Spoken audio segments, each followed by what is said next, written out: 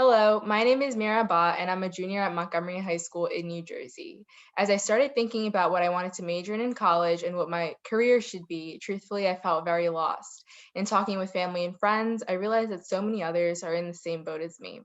Speaking with guidance counselors, searching the internet endlessly, or other options proved to be more confusing and often created more chaos for me. And that's when I realized there has to be a better way to bring about clarity to careers and colleges. So that brings us to this session. I hope this interview sheds some light and brings a real life perspective for you where we'll both learn. And as I interview people who are established professionals from a wide range of careers and professions. Through these interviews, I hope we'll receive a holistic understanding of a few careers and different pathways to success. Today, I'm excited and deeply honored to speak and learn from Ms. Alpa Shah, a registered dietitian nutritionist professional with over 20 years of experience in the application of nutrition science to a variety of settings, including clinical practice, community nutrition, and health programs, academia, and industry. She obtained a BS in Nutritional Science at Rutgers University and completed a Dietetic Internship program and MS in Clinical Nutrition from the University of Medicine and Dentistry of New Jersey, also a part of Rutgers now. She is currently Director of Medical Affairs at GSK Consumer Healthcare in the wellness category. Prior to her work in consumer healthcare and nutrition industry, she spent over a decade in the patient setting and in teaching clinical nutrition applications to healthcare track students. She is currently working on her PhD in Integrative and Functional Nutrition. Welcome, Ms. Shah. It's an honor to interview you today. Thank you, Mira. Okay, so I want to start off by hoping that you could tell us how you knew you wanted to study nutrition in university. Yeah, well, I didn't know when I was probably where you are. What I did know is that I really liked health and the application of science to health and how that plays a role in human health, right? So I went into college thinking, bio major, maybe I'll do pharmacy, maybe med school, kind of the traditional pathways that many of my other friends were also that were in the healthcare track looking at. And I started actually looking at other professions in that area. So I knew I really wanted to make sure that it was something in the area of human health. And I looked at a variety of different careers, right? There's physical therapists and there's other areas of specialty. So I think doing that research helped me understand who are all of the players in the healthcare industry and which one really sparked my interest. And so, I just started learning more about nutrition, the field. And I would probably, once I was in college, I would say probably my first or second year, I started also interning, doing like summer volunteering at different nutrition community programs to kind of get a feel for what does somebody do in this career pathway. Okay, that makes a lot of sense. So when you were, I guess, applying to college and stuff with that broad understanding of what you wanted to do, how did you choose that you wanted to go to Rutgers? Was it because it was in state, or how did you go about that? Yeah. So I did want to stay close to home. Not sure why, but yeah. So that did play heavily into my decision making. And again, because I didn't know exactly what I wanted to do at the time, I knew it was kind of going in as a bio major. It felt like staying closer to home, deciding what I wanted to do, and then fortunately, I came across nutrition, and Rutgers University has a wonderful nutritional sciences program. And then with the addition of the University of Medicine and Dentistry, they've actually built that out to a much bigger program with many different tracks over the years. So yeah, it just sort of naturally fell in place. I can't tell you that I knew 100% going in that this is what I wanted to do. But I think that research early on, once I was in my first and second year of school, of what I wanted to do and ensuring that I had a pathway forward at Rutgers. If it wasn't there, then making sure I needed to go somewhere else if nutrition was truly what I wanted and it didn't exist as a program of study at Rutgers. Right. And so now looking back, or knowing that like you did end up becoming a nutritionist or dietitian, are there direct programs or like schools that you can apply to? Like you mentioned, Rutgers has one, but anything else that you know of? Yeah, so I mean, it depends on what you want to do, right? So when you say kind of a nutrition professional, there's so many hats that people wear under that profession, right? So it kind of depends on, do you want to be somebody who's in patient care? Do you want to be in research, right? That's a different pathway, and different schools have different research programs. There's nutrition communications. There's so many different pathways you can take. So it's a little difficult early on to know some of that. And again, so having a program that can cater to all your different needs as you start figuring those out makes sense. But that may be a little bit further down the pathway. I would say that the profession is changing as well. So it typically was 4 years of undergraduate, right? So you get a bachelor's in nutritional sciences. And then if you wanted to be a registered dietitian, it was a 1 year internship program. So that's 900 hours of supervised clinical practice in, again, a variety of settings, because you can practice nutrition in a number of different settings. And so during that 1 year, you kind of get training in all different areas. Mhm. The way that dietetics education is changing is that's now becoming a combined program. So the internship plus a master's degree is becoming kind of the almost like a necessity for point of entry. So people go, if you know that you're majoring in nutrition, and then what you want to do after that, if you decide you want to work in clinical practice, then you kind of have to plan for a 2 to 3 year pathway of master's and doing an internship to become a credentialed nutritionist. Oh, okay, that's valuable. I didn't really think about that before. So what was your experience at university? Like you mentioned, you kind of changed, but was that changed, your track, or became more narrowed it in? Was that easy for you? Or how did it go? Yeah, so I would say that a lot of research, and I think research in different ways, right? Back in the day when I was doing it, it was actually going to a library and looking to see like what do people earn in this profession? What are all the different pathways that they can take? But it was that, in addition to actually getting those real world experiences, which I think were so critical for me. I mean, I did some experiences during those first 2 years in community nutrition setting. I also worked at Robert Wood Johnson University Hospital as a diet technician, doing certain things that were like, I guess, the easier things that students could do and, actually get paid to do at the time, which was wonderful. And so I think all of those experiences and seeking out those experiences really helped to shape what I needed to do next. So that's, I think, one of the big things that I always encourage, because we have a lot of students rotating through us for internships at my current work. And I always tell them, try to get all those, even if it's like a 2-3 week experience, because it just helps you understand, would I really want to do this for the rest of my life, or even for a chunk of my, time. So I think that's try to seek out those experiences. Right. And so in your current role, like you mentioned, you're the director of medical affairs, which is a great role. So what does a day in your life look like? Yeah, so every day is not the same. Again, like I said, depending on where you fall within the profession, you may have jobs where there's a more typical 9 to 5 type of schedule, where when I was seeing patients, I kind of knew what that was going to look like. My current role, a lot of it is, it varies every day, but it's a lot of different meetings. What the meetings are focused on are different.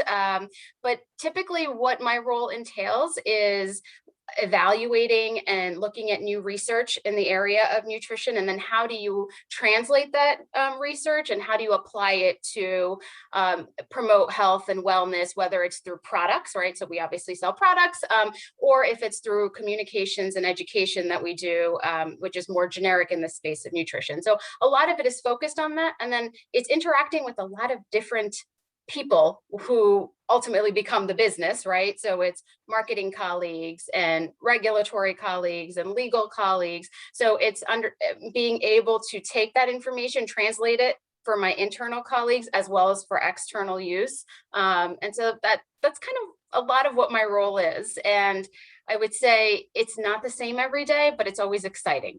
There's Right. always, some new adventure around the corner.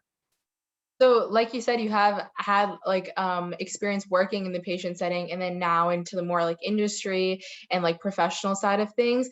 So did you anticipate, like when you first started out, making that change, or how did that happen? And like which one do you like better? Yeah, that's a great question. So no, starting out, that was definitely not, early in my career, I did not think I was going to end up in industry. I loved patient care. There was certain aspects of patient care that I was very much passionate about and didn't really ever see how I would step away from that.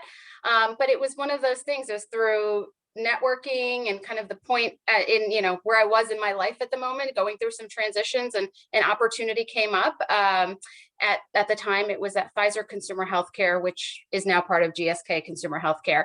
And so I took it, and it ended up being like a complete change of career, complete change in my day to day. Not really what I expected, but what I love about it is I still get to do the things that I'm passionate about. It's just not, what I do is not necessarily with one person in front of me at any given moment. What I do and what I translate and how scientific information that comes out about our products, or anything that you see a Centrum commercial on TV. That's something that I've looked at and played some role in the background on.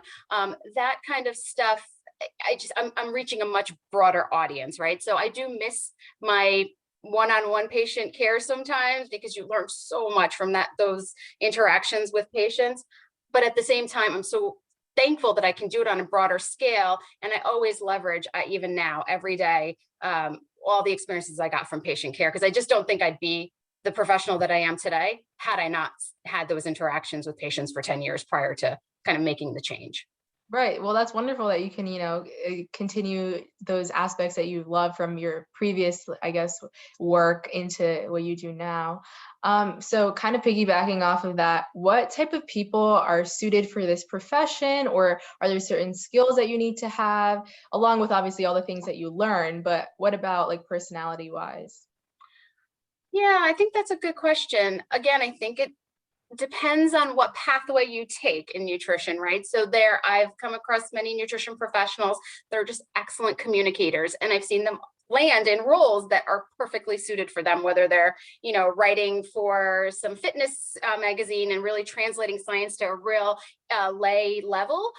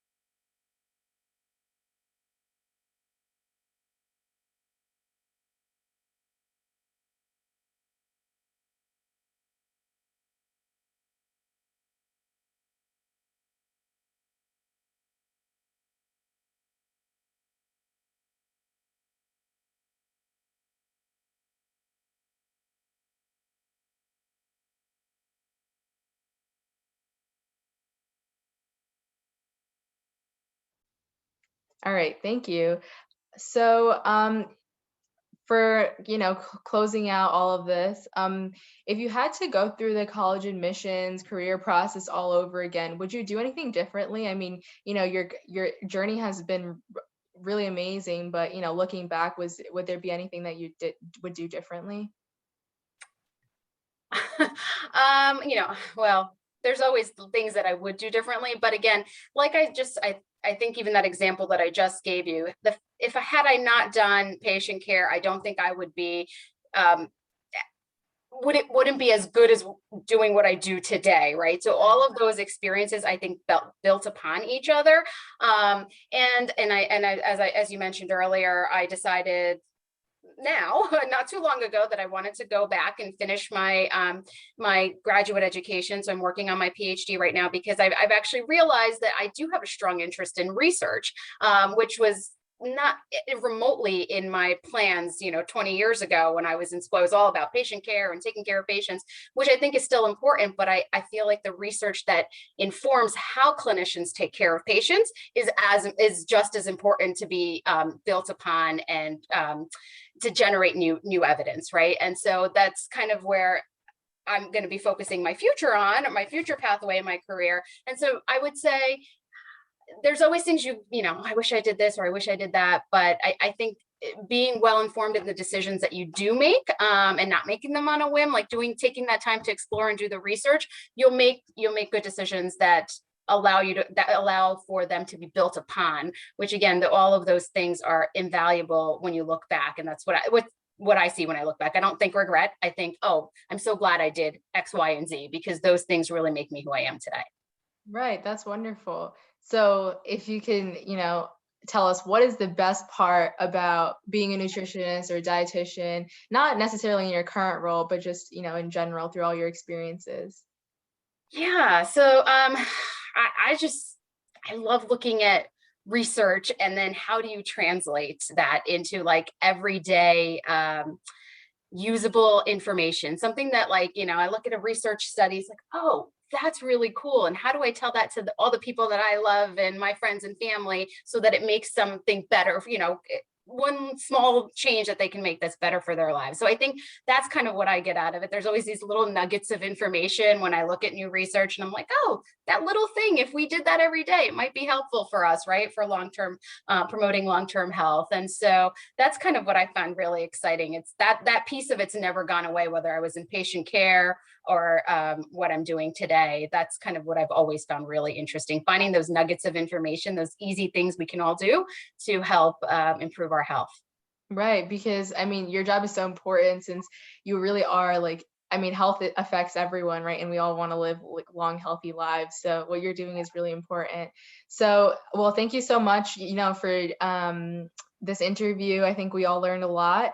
And is there any advice that you didn't mention that you would like to leave me and other high school students or young adults with? The only thing that I know, I already gave a lot of advice going along, but the only thing I didn't mention is the networking piece. And you're doing an awesome job, Mira, with even just these connections that you're making, and learning more from people, right? And you're doing exactly what I was talking about earlier, exploring different career pathways and understanding what you can do, but then also keeping those networks alive, I think, and making sure the connections that you make, you're fostering those over the years, especially as you get closer and closer to what you want to do, whether it's for your academic progression, as well as career later in life. Keeping those connections is really important. Okay, well, thank you so much. I definitely learned a lot, and hopefully you stay safe through the pandemic. Great. Thank you so much. You too.